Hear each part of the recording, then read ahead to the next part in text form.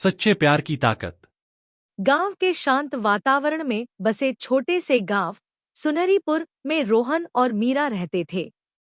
रोहन एक मेहनती किसान था और मीरा गांव के स्कूल में शिक्षिका। दोनों की मुलाकात गांव के वार्षिक मेले में हुई थी। पहली नजर में ही दोनों के दिलों में एक दूसरे के लिए खास जगह बन गई।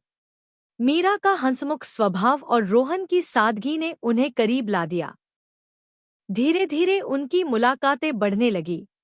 मीरा अक्सर रोहन के खेतों में जाकर उससे बातें करती और उसकी मेहनत की तारीफ करती। रोहन भी मीरा की सादगी और दयालुता से प्रभावित था।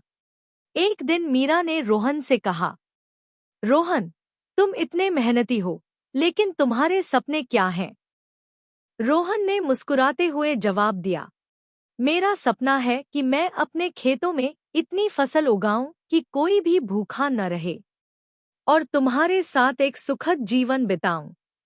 मीरा उसकी बात सुनकर मुस्कुराई और बोली, तुम्हारे सपने बहुत नेक हैं। मैं हमेशा तुम्हारे साथ रहूंगी। उनके रिश्ते में प्यार और समझदारी थी।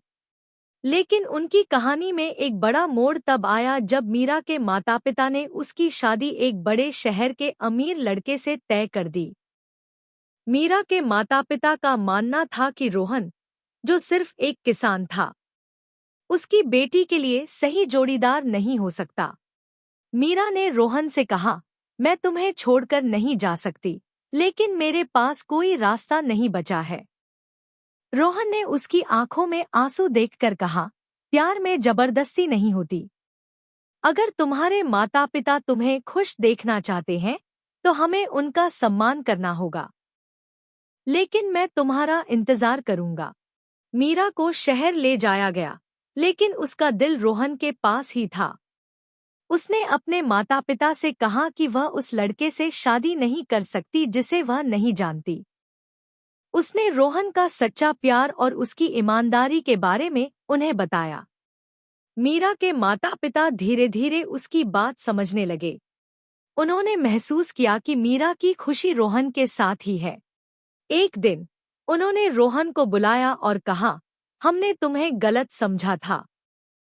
हमारा आशीर्वाद तुम्हारे साथ है। मीरा और रोहन की शादी गांव में हुई। पूरे गांव ने उनके प्यार की मिसाल दी।